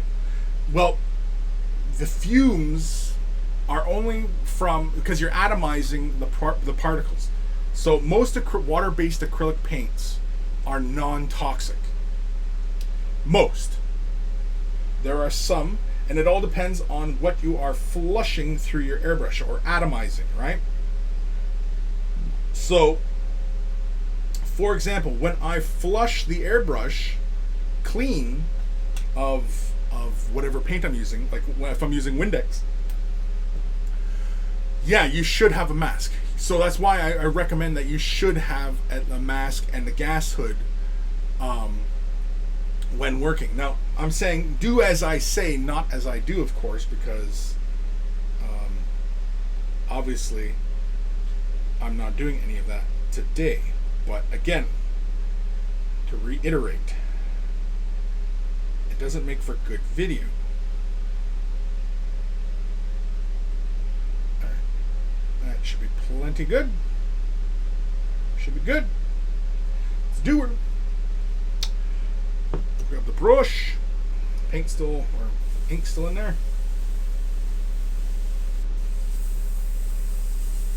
Yeah, it's dry tip. As soon as you feel anything not flowing right, again, you can see with the airbrushing, like this is, it's not fast work. I mean, I could have easily have done this by hand with a paintbrush, and we would have been already on to the Warriors today. Mind you, though, it would be a lot less talking, of course, but yeah. But because this is kind of a teachable moment,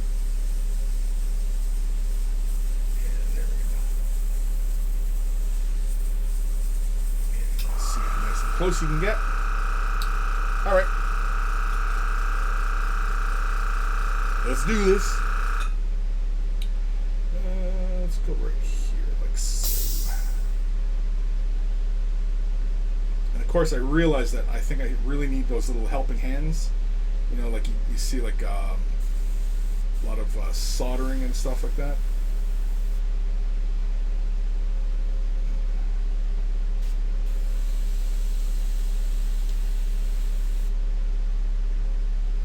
Come on. Spraying more of the putty here. This is going to annoy me. I'm getting annoyed. There we go. Yeah, I need those little helping hands. That's what I need. Or an apprentice. I need an apprentice. Who wants to be an apprentice?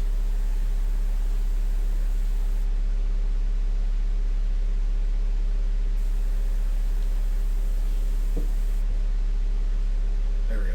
That's better.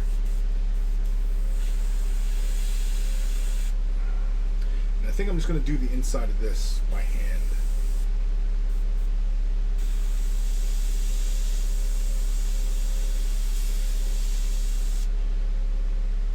Because all I'm looking for is that indication in there. That's it. And I'm doing these to tabletop. I'm not doing these for like display or anything like that, right? I mean, this is just tabletop.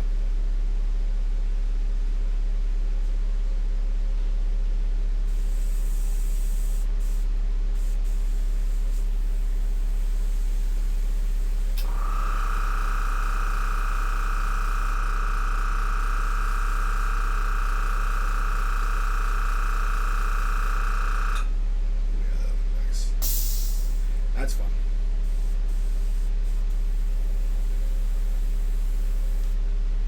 That's a little much. It's okay though. Just adds to the randomness. It's a little bit too heavy on the blue there. It's okay though. But I do want just a little bit more blue right up in there. Right about in there. You can see most of that spray, I went to the yellow, right? Or I was spraying more of the putty than I was the actual model. And that, for the most part, is airbrushing. I mean, that's it. It's a lot of prep. It is not fast work. You can do large amounts of stuff fairly quickly. I mean, obviously, I'm not a good example of that today because, well, I'm doing a lot of talking and stuff, but yeah. But it is a lot of prep. So when people go on about, you know, oh, airbrushing is just so this and that, yeah, it's a lot of work too. I mean, it gets you these really fun things and these transitional type things. Like here, I mean, I'm sure you guys have all seen the video, I'm sure, of this finished result done to this model, this effect that I'm going for here. There, right?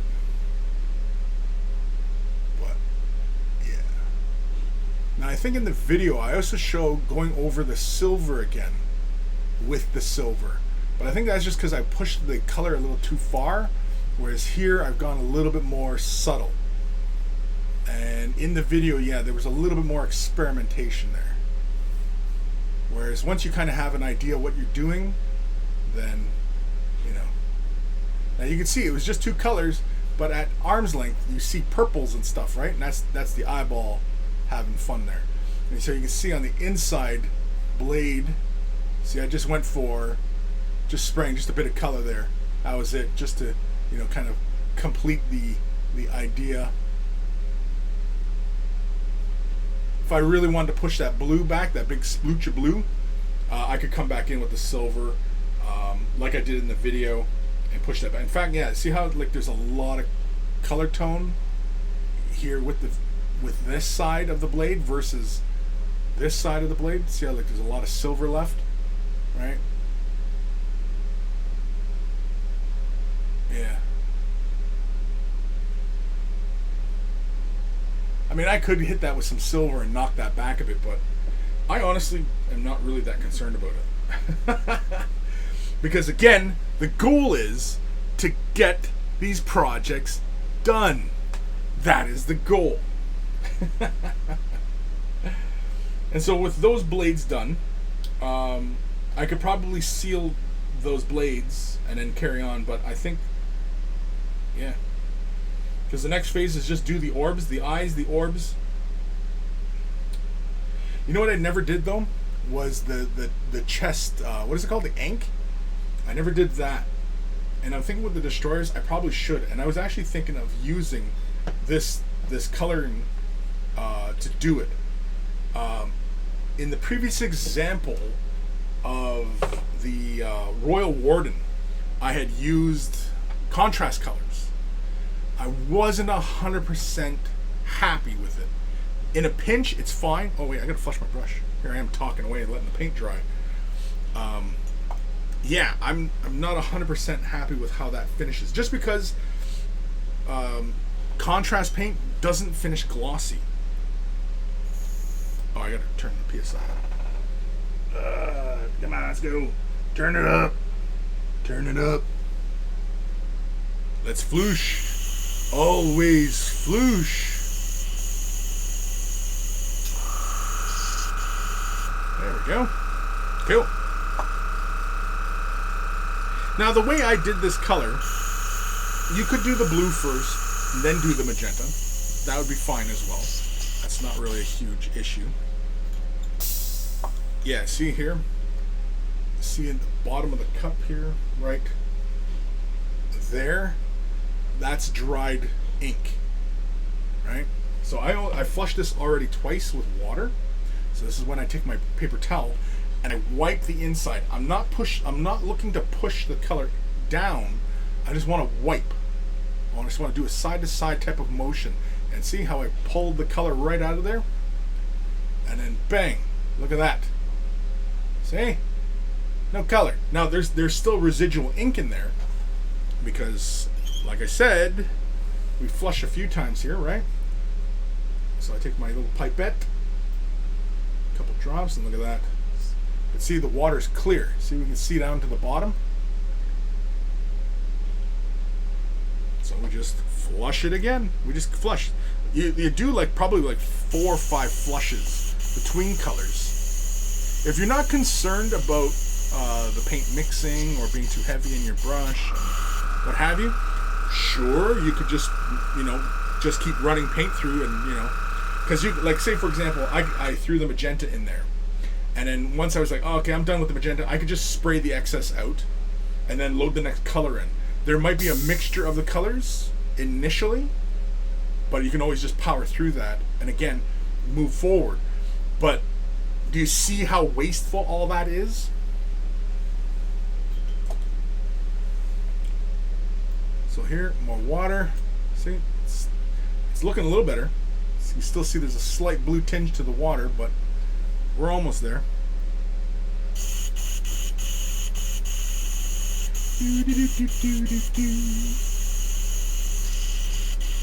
Old man Logan, have you seen the hobby spray paint cans from Vallejo? Whole plethora of colors. All they are missing is gold. Hobby spray paint, like it's just spray paint, like army painter sprays. Like, are we talking like in the same color swatches as, conventional game colors? Is that what we're talking about? I've not seen it, so no, I'm not familiar with it. Awesome. Monkey see, monkey don't do. Got it. Bequeathing such knowledge upon the masses is no doubt very time consuming. It is. But I like it. And I mean, it's the whole reason why I do any of this. It's to help you guys. I mean, if you guys didn't need any help, I wouldn't bother doing this. I just paint my miniatures and, go about my day.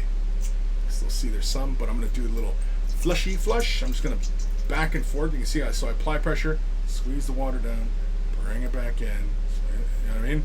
And it's just this back and forth. Now, this is why I like, and I recommend these all the time, is glass droppers. This is glass, obviously a nice heavy rubber. You can find these on the cheap, most places, right? You can find eyedroppers. But I like these because I can flush with Windex and clean the interior out. It looks pretty dirty right now, and it is. See here, this paper towel, you can see there's a little collection of tinting on it. But I can flush this with Windex and it'll be clean, which is why I prefer glass. Same with when I'm filming the videos. Everybody always asks about my palette on the table. I use glass, not because it's anything special, but because I can clean it and I can, keep filming. Again, my concerns are about making videos, not so much the hobby. Alright, so let's grab some Windex. Alright. Again, typically you don't want to flush into your work area. You want to do it off to the side, away from your work. Just because you always can kind of run the risk of spraying your work. Once the Windex is in there, again, I like to draw the hammer back, let a little bit of fluid fill the nozzle, and that helps break down. And in fact, I'm going to set this aside. Sometimes I'll just leave the Windex sitting there for just a few moments and do other stuff, because once I get to this point, I know that I'm not letting paint dry and build up inside the brush. This is the point where I can relax, get back into anything else, and then keep moving, right? What time are we at here? Holy crap, there's 20 minutes left of this show. You know what? I am going to fiddle around with the other little thingamabobs. Look at that. We only got the blades done. I kind of want to come back with the silver now. I'm looking at it as everything's drying, and I kind of want to come back with the silver. Well, it's not silver. It's chrome. And it'd be the same chrome paint that I use on all these models.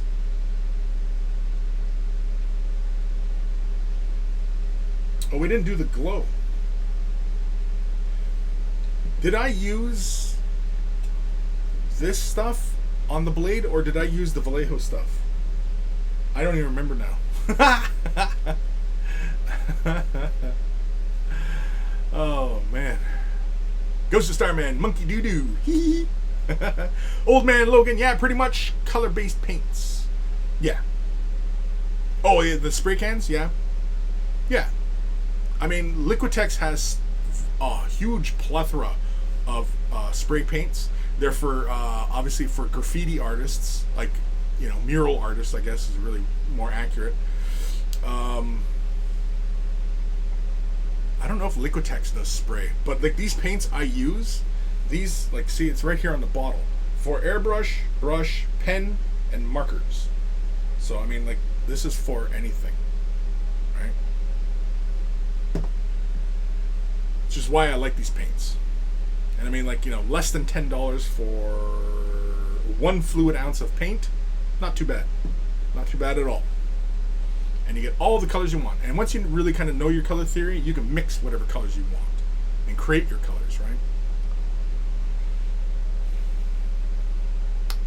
Brother Otis, you use both, but you don't like the Vallejo as much. No, the Vallejo is not as bright. I found this one to be much brighter. I mean, you guys can't tell in the camera here, but like if I turn these lights down, oh yeah, like we can have a party here, kids. Hold on, you know what? Oh no, I moved that light. Damn it. Oh wait, no, I got this light. Damn it, where's that light? Damn it! What did I do with it?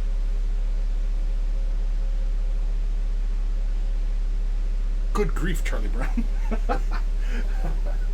No. No. Oh, there it is. So here, let's have a little bit of fun. Let's turn this light off. There we go. See, we're getting pretty dark in here. Turn this light off. Now we only got one little light source going. You see, ooh, it's shadowy, right? We got the fluorescent, and you can see it's pretty darn bright, right? But as soon as we hit this with, I'm going to use a little UV, it's essentially a black light, right? Boom. Get out of intensity builds. This is a little black light. Look at how that color builds right up. It's glowing. The stuff is glowing. Look at that. It's magic paint.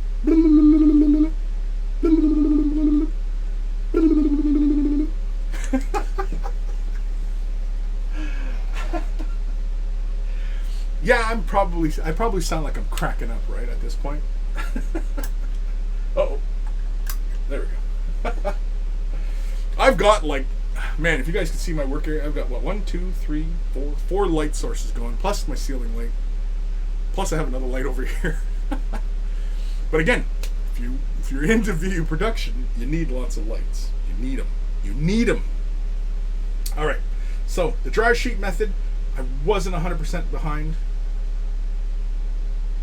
I mean, it does, like, if you lay this flat on the surface, it gets you a really nice pattern.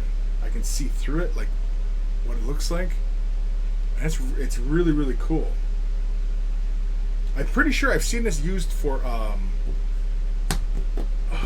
marble and stuff. But I mean, like here, I mean, I see, I can give this a slight pulling, and you know what I mean. Like you can, well, here, yeah, and you get a much different look. It's a similar look, but it is different. I like it. All right, what was I doing? Yeah, we can probably put some paint in that. Let me grab a work palette. This is just a piece of plastic packaging, and this is just what I use for just a quick little palette. Again, a palette can be anything. Margarine container lid, anything. You don't need to spend, you know, massive amounts of money on a palette. But I highly recommend that if you are not used to working from a palette, that you should work from a palette, because it allows you greater control over your colors. 100%. 100%. If you want to, if your goal is to become a better painter, start using a regular palette. Now, if you want to become more efficient in your color usage and you start mixing colors and things like that, and you want to get more life out of your colors, use a wet palette. But otherwise, if you just want to start getting better control of your colors, start using a palette. That's what I'm saying. That's what I'm saying. All right.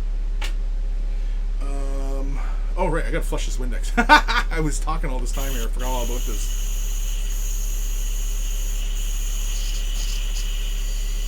There we go. Oh, and I threw that paper towel away. Crap.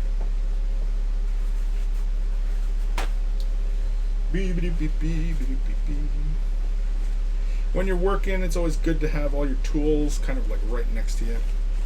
So, I'm just giving it a quick little flush. Oh, look at that. Still a little bit of blue popping out there from the Windex. Not from the Windex, but like the Windex didn't get it. Oh,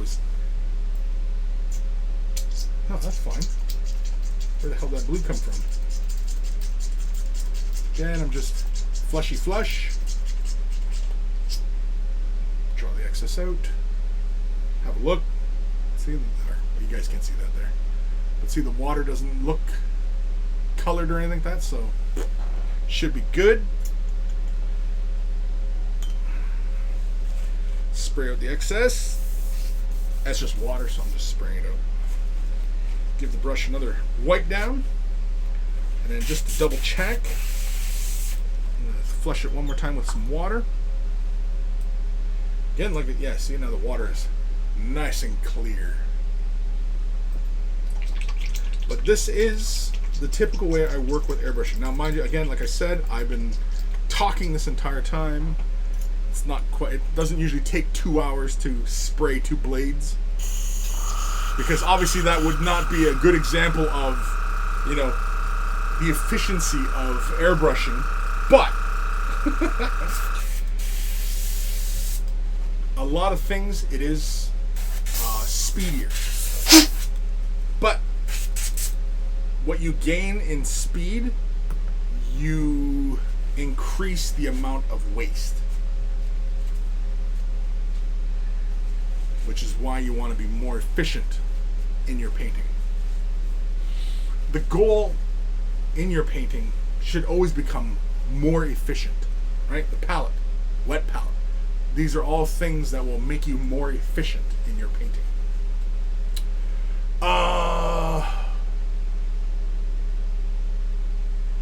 Old Man Logan, gotta get me some of those golden fluorescents. Well, I like them. I mean, like, I like it over Vallejo's, but if we went with, say, Liquitex or somebody else out there, right? Would we notice a very big difference? I did notice it with the Vallejo versus this stuff, but mind you though, the Vallejo one is a more of a magenta versus a pink. Which is what, like, see here, yeah, you can see there's a difference, right? It's kind of hard to see the difference. I mean, to my eye, I can see the difference, but this is a bit deeper color. This is a magenta versus a pink. So they will look cool. They are what they are, but I just prefer the glowing with this over this one. And I think that Necron Warrior I had initially done, I'm pretty sure I went over it with this fluorescent pink and covered over the magenta. I just preferred the luminosity from it over the Vallejo. Not to say the Vallejo paints are any good or terrible or anything like that. That's a ridiculous inference, but you know, whatever. Brother Otis, a pure white ceramic tile from Home Depot or Lowe's works very well for a palette. Yes, definitely. It's very easy to clean with Windex and a putty knife, and it's a pure white, so you can get the true color hue. Yeah, definitely. Yeah, like I said, like you use a palette from anything. This is a piece of garbage. This is packaging. I mean, it doesn't matter, because I'll put color right on top of this. Like you can see, like the colors are different. It's layers and layers of paint. I just throw the paint on top, because once a water-based acrylic paint dries, it's waterproof. It doesn't reactivate again. And so you can just throw colors right on top. Now, if you start mixing other colors around, then yes, you will get some difference. Like, I can see here, I think it's some Tamiya colors and such. I think some golden colors. Yeah. There's other, oh, he's even some metallics here.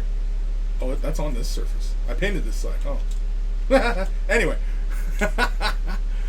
The whole point being, use a palette. Use a palette. Because it gives you greater control over your colors. Brother always got to run. Thanks for hanging with us, Chris. No problem. Old Man Logan, I have a couple of Kretex from Hobby Lobby that are pretty bright.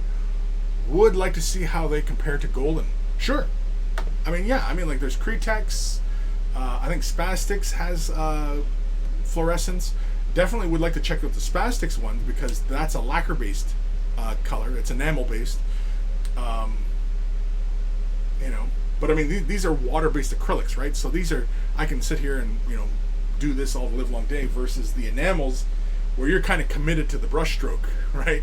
Enamels dry really, really fast, and you know, you gotta commit. What time we at here? 9 minutes left of the show. I was gonna do the fluorescent inlay on the blades, but I realized, no, I need to seal this first, because the procedure for that is to use flow aid, let it fall within the recesses, and then wipe the excess away. If I want to use that kind of technique here right now, I'll pull that layer of ink off, and I do not want to do that. So I need to seal these before I do that. So, just to kill a bit of time, let's do the inks inside the blade, or inside the chest. Whatever, I said the blade. You know damn well what I mean. I'm going to use this ink in the video on the Royal Warden. Oh, I don't even know if those videos are out. Oh, you know what? I don't even know if those videos are out. Here I am talking about it, and I don't even know if those videos have been released. Now it sounds like I'm being a big tease. Alright. I'm just going to grab a little bit, put a drop on my palette.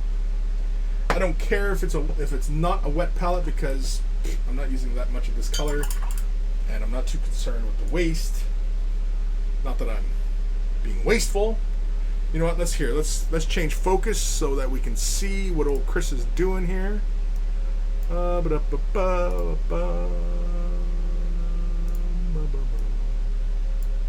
go. Let's see if I can keep this in frame. Oh, I need to move this light right here, nice and close. Are we nice and close? Oh, we are nice and close. There we go. Okay. So I'm using the quinacridone magenta. Using a detail brush, and I'm going to do the ink. And I'm going to do it just kind of like how I did it before. So basically I'm going to push the color upwards so that we're going to build a stronger tone at the high point. I'm not worried about the symbol itself, because we can pick that out afterwards. Yeah. I'm not adding anything, just the dampness of the brush to move this color around. Just popping a bubble there. And yeah, you know what? Let's put a line at the bottom just to create the indication of like veins. Oh, hit the chest. There we go. I'm going to draw some of the excess color. Oh, crap. Draw some of this excess color. I got lamps everywhere, so like lights are all over the damn place. So I'm just going to draw some of this out. I don't know if you guys can see that.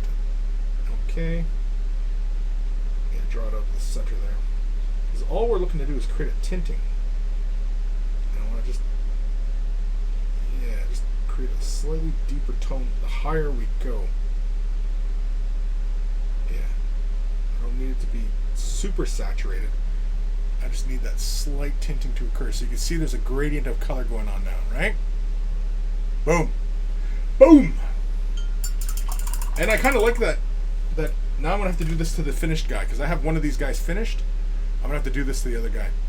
Just change that color there, because it just breaks up the visual surface, and yeah. Yeah, I like that. All right, so now we're gonna come in with the Prussian blue, and we're just gonna create just a couple little odd, little weird points on it to mirror the look that we have on the blades, right? So I'm just gonna throw a little drop onto my palette here, just like so. Yeah, see, I prefer how this looks versus what I got with the Citadel contrast. Yeah, so all we're going to do is probably hit that point and maybe make like a little indication of a line running through this, just to kind of mimic that veiny like approach that we did with the blades.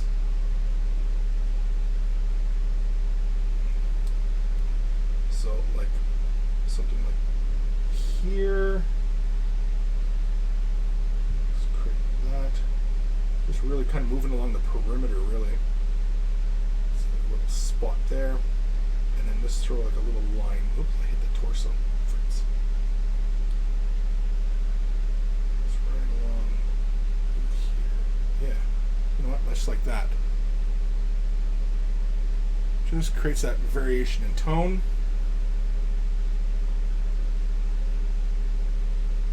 Just makes it look interesting. That's it. And just to mimic what we got on the blades, that we're going to keep this kind of theme running throughout the model, right?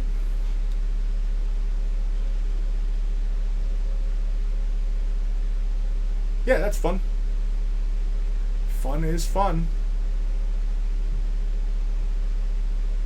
Do I really need to pick that symbol out? If I wanted to, we could use... I don't really need to come back to the chrome for that. We could use something like Turbo Dark Pearly Gates. This is nice bright silver. Yeah, screw it, let's use Turbo Dark. Could just as easily use scale 75 or, you know, what have you. I'm just giving it a good mix. This is where the paint mixer really comes in handy, especially for metallics. Because you definitely want to make sure your metallics are thoroughly mixed before using them. Of any genre, being water-based acrylic, alcohol-based acrylic, enamel. And these have little agitators in them. Listen. So, yeah.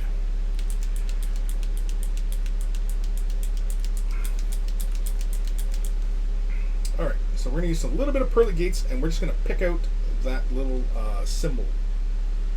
So throw a little bit onto our palette here. That's the one thing I get annoyed with some dropper bottles, especially when you have the agitators in them. Just knock that agitator out of the nozzle. No, or mine must have a clog. No, there's paint coming out, but I must have a clog or something going on here. Dropper bottles. Everybody goes on, oh, dropper bottles are so much better. No, they're not. Just different. Not better. Because they got their own problems. There we go. Yeah, it was a clog in it. Anyway. Enough bitching. So I'm going to take a little bit of pearly gates, and I'm just going to pick out that symbol, and that's just to reinforce the brightness of it.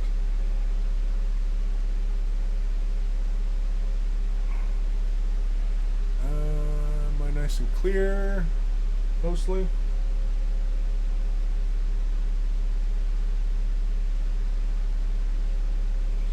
I could have easily picked this out in gold, but I think I'll save that for something like the characters having gold symbols.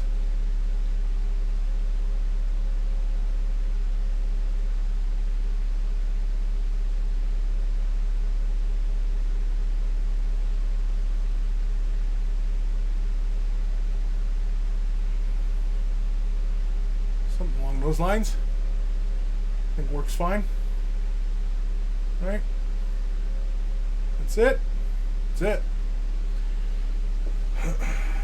Yeah, that looks a lot better. From an arm's length, I can see the symbol now, and it pushes the magenta and the blue tones further back, giving me a much better effect on the model.